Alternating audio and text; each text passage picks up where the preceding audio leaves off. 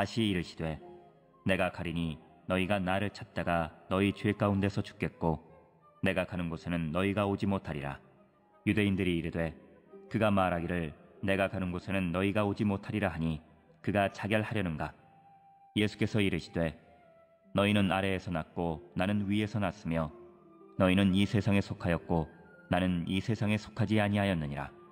그러므로 내가 너희에게 말하기를 너희가 너희 죄 가운데서 죽으리라 하였노라. 너희가 만일 내가 그인 줄 믿지 아니하면 너희 죄 가운데서 죽으리라. 그들이 말하되 내가 누구냐? 예수께서 이르시되 나는 처음부터 너희에게 말하여 온 자니라. 내가 너희에게 대하여 말하고 판단할 것이 많으나 나를 보내신 이가 참되심에 내가 그에게 들은 그것을 세상에 말하노라 하시되 그들은 아버지를 가리켜 말씀하신 줄을 깨닫지 못하더라. 이에 예수께서 이르시되 너희가 인자를 든 후에 내가 그인 줄을 알고 또 내가 스스로 아무것도 하지 아니하고 오직 아버지께서 가르치신 대로 이런 것을 말하는 줄도 알리라. 나를 보내신 이가 나와 함께 하시도다.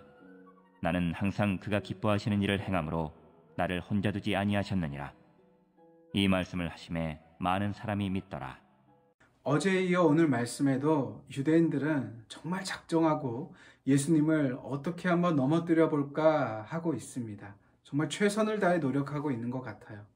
하지만 한편으로 오늘 본문을 보니 예수님께서는 그 유대인들의 여러 가지 공격, 그리고 자신의 사명을 막는 그러한 여러 가지 상황 속에서 어떻게 사명자가 자신의 사명을 감당하는지, 어떻게 하나님의 말씀대로 살아갈 수 있는지에 대하여 명확하게 놀라운 방법을 보여주고 계십니다. 그래서 우리는 오늘 본문을 함께 살피며 사명자가 그리고 하나님의 말씀대로 행해야 되는 그 사람이 자신의 그 사명을 막는 사람들 앞에서 자신의 사명이 행해 나가는데 그 방해하는 그러한 상황들 속에서 어떻게 행해야 되는지에 관하여 우리가 오늘 함께 말씀을 나눠보고자 합니다. 오늘 말씀을 통하여 사명자로서 굳건하게 쓰임받는 하나님의 말씀을 올바르게 지키며 살아가는 저와 여러분이 되기를 바라겠습니다.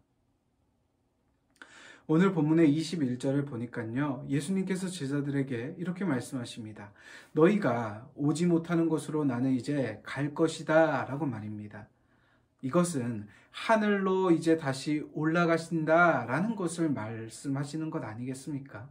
그런데 유대인들은 22절의 말씀을 보니 전혀 생뚱맞은 그러한 이야기로 예수님의 말씀을 이해하고 또한 반박하고 있는 것을 보게 됩니다. 22절을 보니까요, 지금 이렇게 말하고 있습니다. 아니 그럼 지금 예수가 자살한다는 거 아니야? 자결한다는 말이야? 지금 무슨 말이야? 라고 이렇게 하고 있는 것입니다. 이 예수님의 너무도 명백한 하늘로 올라가신다라는 그 말씀에 대해서 유대인들이 알지 못하는 이유가 무엇인지 아십니까? 그것은 유대인들이 땅에 속한 자들이기 때문입니다. 유대인들은 땅에 속한 자들이었습니다. 그래서 하늘에 대한 그 놀라운 비밀에 대한 이해도가 떨어졌던 것입니다. 이것은 오늘날 우리들에게도 동일합니다. 세상은요, 믿음의 사람들의 사는 목적을 알지 못하고요, 믿음의 사람들이 중요하게 생각하는 것이 무엇인지도 알지 못합니다. 믿음의 사람들이 무엇에 대하여 기쁨을 누리고 또한 소망을 두고 있는지 세상 사람들은 전혀 이해하지 못합니다. 그러한 이해하지 못하는 것이 당연하다라는 것을 저는 여러분들께 말씀드리고 싶습니다. 그래서 믿음의 사람은요, 나의 그 믿음의 갈 길, 그 사명의 길을 가는 동안에 있어서 하나님의 말씀대로 행하는 데 있어서 세상 사람들의 동의를 구한다거나 세상 사람들의 이해를 구하는 것이 아니라 맡겨진 일은 그냥 뚝심 있게 굳건하게 밀고 나가야 된다라는 것, 나에게 주어진 사명, 하나님의 말씀을 굳건하게 밀고 나아가야 된다라는 것을 오늘 말씀을 통해 우리는 확인할 수 있습니다.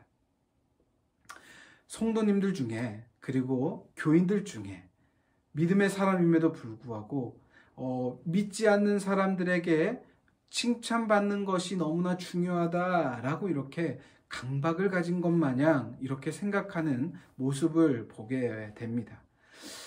저에게도 과거에 이러했던 모습들이 있습니다. 내가 이렇게 하면 믿음의 사람들은 어떻게 생각할까? 내가 눈을 감고 식사 시간에 기도하면 믿음의 사람들은 기분이 나쁘지 않을까? 기도하면 안 되겠네. 라고 이렇게 생각했던 그런 연약했던 모습이 예전에 저에게 있었던 것을 제가 오늘 본문을 묵상하며 떠올랐습니다. 물론 믿음의 사람은요, 믿지 않는 자들에게 올바른 삶을 살도록 본을 보여줘야 되면 당연한 것입니다. 그래서 우리가 하나님의 말씀대로 살아갈 때 우리의 그 올바른 본의 모습을 보며 그 모범을 보면서 주변에 있는 믿지 않는 사람들이 우리들에게 대단하다, 믿는 사람들은 다르다라고 이렇게 말하도록 행동하는 것은 마땅합니다. 하지만요, 주객이 전도되면 안 된다라는 것을 우리는 기억해야 됩니다.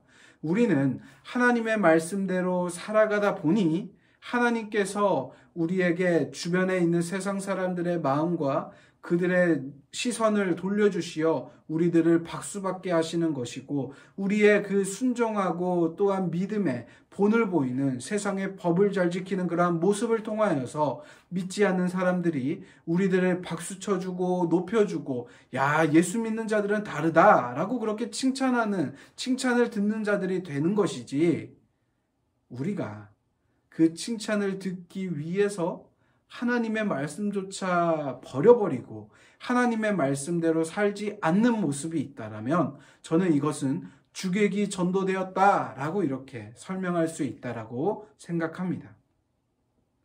우리는 믿음의 사람들은 세상 사람들에게 오해받을 수밖에 없습니다. 세상 사람들에게 핍박을 받을 수밖에 없습니다. 오늘 예수님께서 유대인들에게 핍박받으셨던 것처럼 우리 믿음의 사람들은 세상 사람들이 이해하지 못하고 오해하고 핍박하고 너 그거 틀렸어 라고 우리들에게 고함을 지르는, 우리를 괴롭히는 그러한 상황을 우리도 겪을 수밖에 없다라는 것입니다. 언제 이런 상황을 겪죠? 하나님의 말씀대로 뚝심 있게 살아갈 때 말입니다. 우리 믿음의 사람들은 그렇기 때문에 세상 사람들에게 이해를 구하고 세상 사람들에게 뭔가 납득시키고 이런 과정들이 아니라 우리에게 주신 하나님의 말씀을 믿으며 오늘 하루도 그 말씀대로 순종하며 나아가는 것이 우리들에게 필요하다라는 것, 그것이 오늘 예수님께서 유대인들을 대하셨던 모습이라는 것을 우리가 꼭 기억하게 되기를 바라겠습니다. 예수님께서도 이해하지 못하고 오해하고 있는 그러한 유대인들을 한 명 한 명 찾아가셔서 그들의 수준에 맞춰서 이것은 이런 상황에서 이렇게 너희에게 말한 거야. 내가 지금 십자가를 지는 이유는, 내가 지금 예루살렘에 들어온 이유는, 내가 지금 이렇게 행동한 이유는, 이렇게 말한 이유는 이거야 라고 개인을 찾아다니면서 예수님께서 변명하지 않으셨습니다. 예수님께서는 하나님께서 자신을 통해 이루시고자 하신 그 사명을 기억하시고요, 그 사명 그대로 선포하시며 살아내셨던 것입니다. 그것이 우리에게 필요해요. 이렇게 변명하고 이렇게 그 핑계를 대고 이렇게 살아가는 것이 아니라 우리에게 주어진 하나님의 말씀을 그 말씀 그대로 살아내기 위하여 선포하고 그대로 나아가는 것, 그것이 우리들에게 필요하다라는 것, 그것이 오늘 예수님께서 사명의 길을 걸어가실 때 그 사명의 길을 반대하고 막는 그러한 유대인들과 상황들에게서 그것을 이겨내는 방법으로 선택하신 그 놀랍고 뛰어난 방법이라는 것을 우리가 기억하시길 바라겠습니다. 우리가 신앙생활을 하다 보면 분명히 세상 사람들에게 질타를 받을 때가 올 것입니다. 우리가 믿음의 생활을 하다 보면, 하나님의 말씀대로 살려고 하다 보면요, 우리는 때로는 이웃 사람들에게 미움을 받을 수도 있고요, 그리고 때로는 손해를 볼 수도 있을 것입니다. 오늘 본문에 예수님께서 당하셨던 것처럼 말이죠. 하지만 그 뒤에 있는 천국의 면류관을 바라보며 우리는 이 땅에서의 맡겨진 사명을 끝까지 다름질해 가야 된다는 그 놀라운 사실을 기억하는 저와 여러분이 되기를 바라겠습니다.